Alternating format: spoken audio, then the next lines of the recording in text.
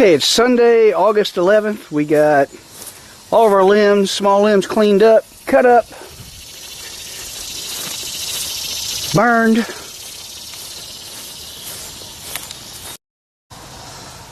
Got all those limbs burned up. I can't believe they burned that green, but a couple days in the hot sun really kind of cooked them kind of fast. So I still got some logs to split up, and I did, I don't know, 4 or 5 bigger ones yesterday with a maul and a wedge.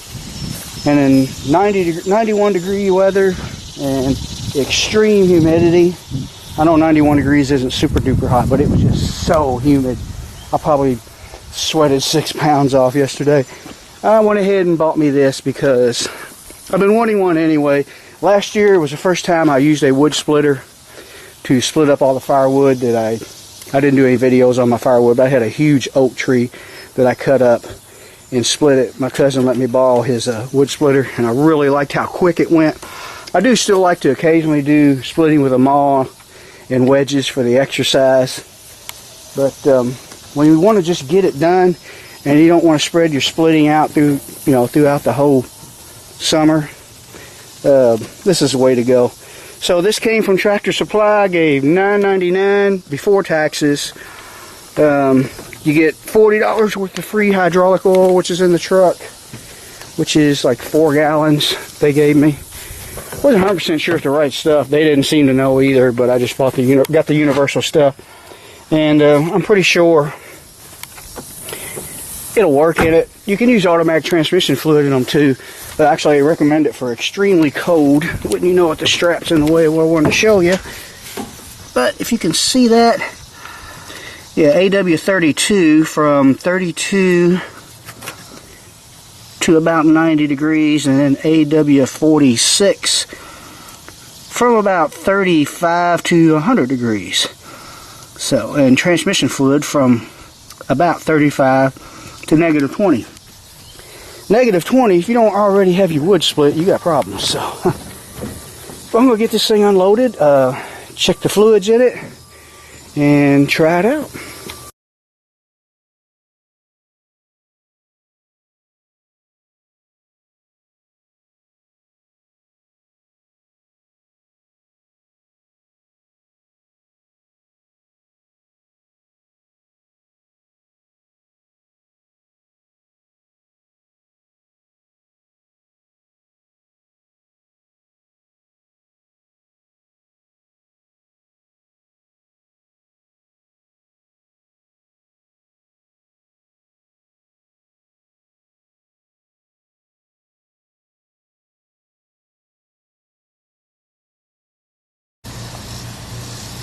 Okay, just a little bit about it before I start it up. Try to start it up. This will be the first startup of this thing.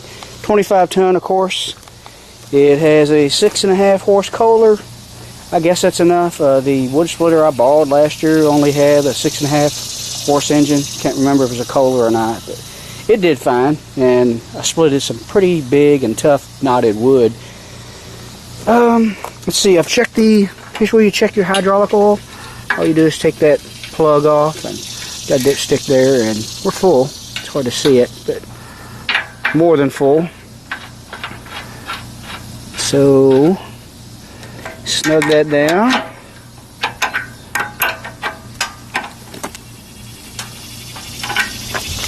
And let's see, you got an on-off switch. It's off right now, of course. It's hard to see the on and off because the wiring's in the way. We'll go ahead and turn it on. I've already checked the oil. It's got oil in it. I guess it's been started, but it's full of oil. I had to fill it with gas. It was bone drive gas. And let's see, this here, I don't think I ever have to use it. I think that's the governor. But this right here is your choke. We've got it turned on right now. And here's your fuel on and off. It shuts off a fuel valve that leads to from your gas tank to your fuel line or whatever. So let's see if this thing starts first time. No primer bulb that I can see. We'll find out.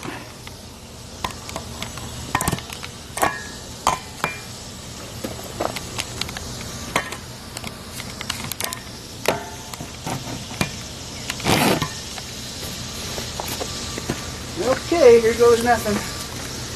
Make sure it's on.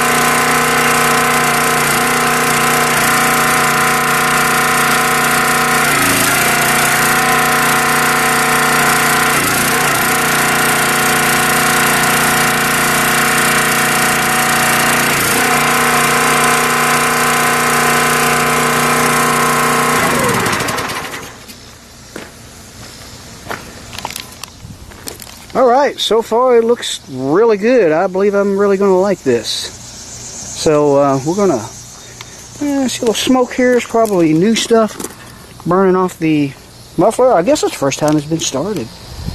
But yeah, after it cools down a little bit, I'm going to check the oil one more time. It's a 2-inch ball hitch on it, which what I have on my tractor. I was wanting to pull it around with my 4-wheeler. It's got 1 7/8 inches because that's the ball I put on it when I borrowed my cousin's wood splitter. So I'm going to have to upgrade to a 2-inch so I can pull this over to the woods. There's some firewood way over there. The guy who bought my dad's property on the other side of this property next to me, he's got a couple old trees that he had taken down, told me I could come over and get it. It's almost cut up for me, so we'll be doing that in the fall and probably make some videos of that.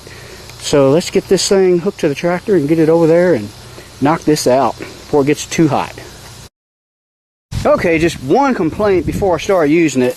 This hitch is either a piece of junk that doesn't work or it's put together wrong. Calls for a 2-inch ball. I have a 2-inch ball in the tractor. It wouldn't fit it. So I tried the 1 7/8 inches and it's just, I don't know, I've never fooled with this type of hitch add-on.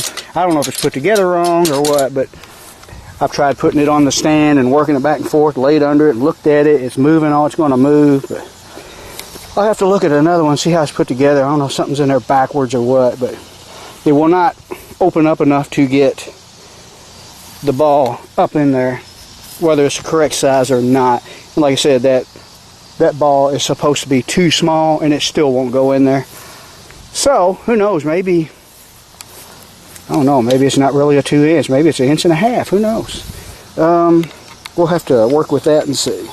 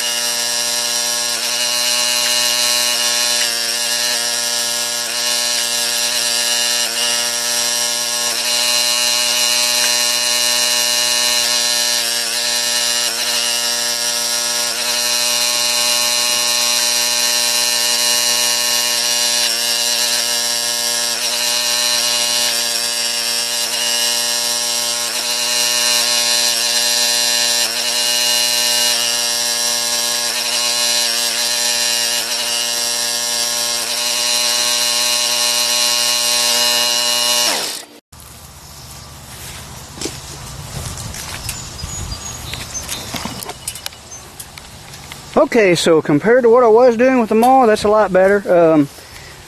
So the only complaints I have is, the biggest complaint is that ball hitch, which, like I said, that could be wrong. It might be 1.5 inches, because 1 7/8 won't even go in it. Everything's moving around in there. And I mentioned that maybe something's put together backwards, but there isn't any other way it can go together. So we'll take a look and see what does go in there. Now, I do wish this wedge was a little taller.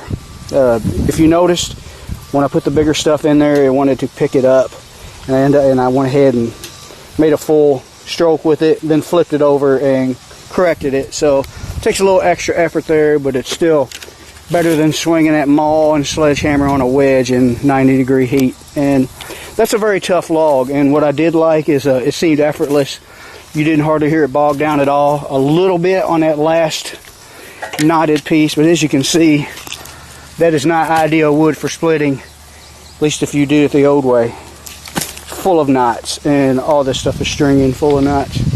So I'm gonna end the video, and maybe I'll put a few pics at the end when I'm done, but eventually this winter this tree's got to come down. I don't know if I mentioned it in earlier videos, but if you look, I think I did, but we'll do it again. As you can see, it's rotted down here. You see how close it is to the house, so I'm in danger of some very bad damage.